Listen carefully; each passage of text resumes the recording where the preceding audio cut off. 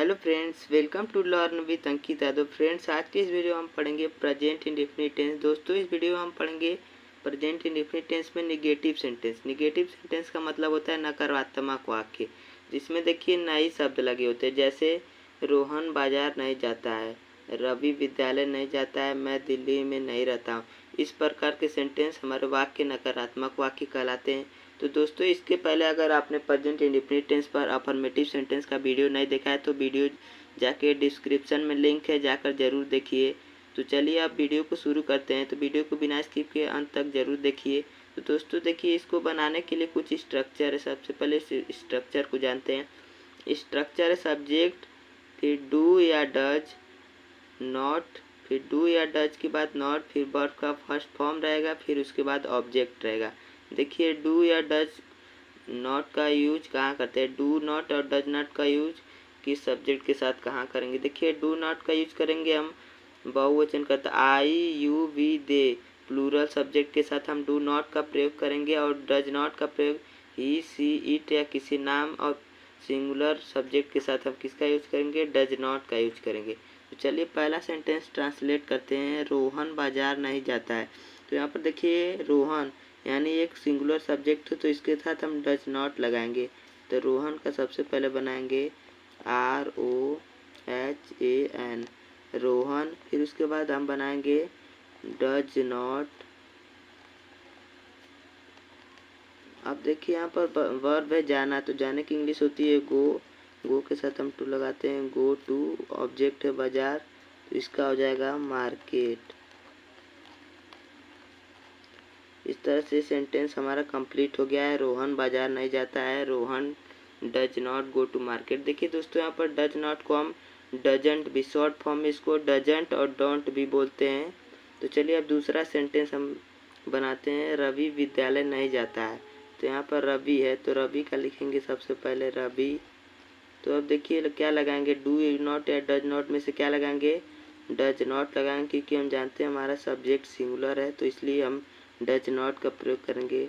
Ravi does not, जाना verb है तो गो टू, कहाँ विद्यालय तो हो जाएगा स्कूल। इस तरह से अगला सेंटेंस को देखते हैं। मैं दिल्ली में नहीं रहता हूँ। तो यहाँ पर देखिए सब्जेक्ट है मैं, तो मैं का क्या होता है? आई। आई के साथ हम क्या लगाएंगे? Do not. वर्ब है रहना, तो रहना का होता है फर्स्ट फॉर्म लिव में है, तो यहाँ पर लिव इन। ऑब्जेक्ट है दिल्ली, तो इसका हम लिखेंगे दिल्ली। तो इस तरह से मैं दिल्ली में नहीं रहता हूँ, I do not live in Delhi. Next है सेंटेंस गाय गाय घास नहीं खाती है। तो यहाँ पर देखिए क्या हम बनाएंगे? गाय का सबसे पहले द काऊ। देखिए यहाँ पर एस लगाएंगे क्योंकि एक से अधिक गाय है, तो यहाँ पर हो जाएगा द काउस। फिर यहाँ पर हम बनाएंगे डू नॉट। वर्ब है खाना, तो इसकी इंग्लिश हो जाएगी ईट। क्या खाते हैं? ग्रास, घास खाते हैं, तो घास का होता है ईट द ग्रास, GRASS। तो इस तरह से गाय घास नहीं खाती, the cows do not eat the grass. Next sentence translate करते हैं। वह क्रिकेट नहीं खेलता है। देखिए वह है यहाँ पर, तो वह की इंग्लिश होती है ही के साथ हम लगाएंगे डज नॉट, क्योंकि हमारा सब्जेक्ट है एक वचन कर्ता का, तो यहाँ पर लगाएंगे ही डज नॉट। वर्ब है खेलना, तो खेलने की इंग्लिश फर्स्ट फॉर्म हो जाएगा play. He does not play. Object है यहाँ पर क्रिकेट, तो हम लिखेंगे क्रिकेट, CRICKET फुल स्टॉप। तो वह क्रिकेट नहीं खेलता, he does not play cricket या he doesn't play cricket. Next sentence, वे गाली नहीं देते हैं। तो यहाँ पर देखिए वे लोग गाली नहीं देते हैं, तो यहाँ पर वे लोग सब्जेक्ट है, तो वे लोग को हम जानते हैं दे के साथ हम डू नॉट लगाएंगे। आप पूछेंगे कि डू नॉट क्यों लगेगा? तो यहाँ पर जो वे लोग है सब्जेक्ट है हमारा प्लूरल है, इसलिए यहाँ पर डू नॉट लगाएंगे। तो हो जाएगा दे डू नॉट। वर्ब है गाली देना, तो गाली फर्स्ट फॉर्म हो जाएगा, सॉरी यहाँ पर फर्स्ट फॉर्म हो जाएगा देखिए abuse, ABUSE। They do not abuse.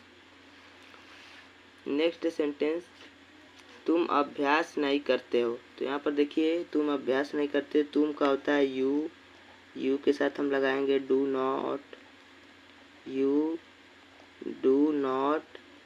अभ्यास करना का होता है देखिए प्रैक्टिस, PRATICE फिर फुल स्टॉप। तुम अभ्यास नहीं करते हो, you do not practice. Next sentence, हम लोग आम नहीं खाते हैं। तो हम लोग है तो हम लोग का इंग्लिश होता है वी। फिर यहाँ पर क्या लगाएंगे, helping verb, do not. Verb है खाना, तो खाने की इंग्लिश होती है ईट, फर्स्ट फॉर्म हो जाएगा ईट। यहाँ पर ऑब्जेक्ट क्या है, मैंगो, आम है तो ईट द मैंगो, MANGO। चलिए अगला सेंटेंस ट्रांसलेट करते हैं। नेक्स्ट सेंटेंस, सीता हिंदी नहीं बोलती है। देखिए यहाँ पर सीता हिंदी नहीं बोलती है, तो सबसे पहले सब्जेक्ट है सीता, तो इसका लिखेंगे सीता। फिर क्या लगाएंगे, डज नॉट।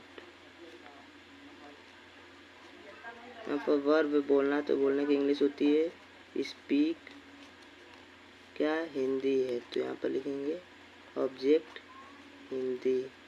तो इस तरह सेंटेंस कंप्लीट हो चुका है। सीता हिंदी नहीं बोलती, Sita does not speak Hindi. Next sentence, वह अपना गृह कार्य नहीं करता है। देखिए वह है तो यहाँ पर हम लगाएंगे ही, फिर उसके बाद हम लगाएंगे डज, ही डज नॉट, गृह कार्य नहीं करता तो ही डज नॉट।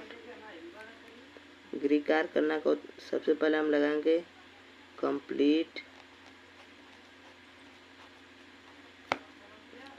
इज, गृह कार्य क्या क्या हो जाएगा, होमवर्क, HOMEWORK। नेक्स्ट सेंटेंस, मैं पटना नहीं जाता हूँ। देखिए मैं पटना नहीं जाता हूँ, तो यहाँ पर हम बनाएंगे इसका आई डू नॉट, वर्ब जाना, तो इसका हो जाएगा go to Patna. Next sentence, मैं आपको नहीं जानता हूँ, तो मैं का हो जाएगा आई, फिर लगाएंगे हेल्पिंग वर्ब डू नॉट। जानना का इंग्लिश होता है नो, KNOW, नो। ऑब्जेक्ट है आपको, तो इसका हो जाएगा you, I do not you, या इसको बोलते हैं आई डोंट नो यू। रिया छत पर दौड़ती है, तो सब्जेक्ट है रिया, तो इसका हम बनाएंगे रिया। फिर उसके बाद लगाएंगे डज नॉट। रन, दौड़ना का होता है इंग्लिश रन, किस पे दौड़ रही है, ऑन द। छत का क्या होता है रूफ, ROOF। रिया छत पर नहीं दौड़ती, यहाँ पर सॉरी देखिए यहाँ पर सेंटेंस में नहीं लगा है, तो यहाँ पर हम नहीं जोड़ देते हैं। सीता छत पर नहीं दौड़ती, Sita does not run on the roof. Next sentence, Rakesh अंग्रेजी नहीं बोलता है। तो सबसे पहले देखिए राकेश है, तो इसका राकेश का बनाते हैं RAKES, राकेश। यहाँ पर हम लगाएंगे डज नॉट। हम यहाँ पर डज नॉट इसलिए लगा रहे हैं क्योंकि हमारा सब्जेक्ट है जो एक क्वेश्चन करता है, तो राकेश डज नॉट बोलना है। यहाँ पर वर्ब है तो हो जाएगा स्पीक, अंग्रेजी बोल रहा है, तो यहाँ पर ऑब्जेक्ट है, तो इसका हो जाएगा इंग्लिश।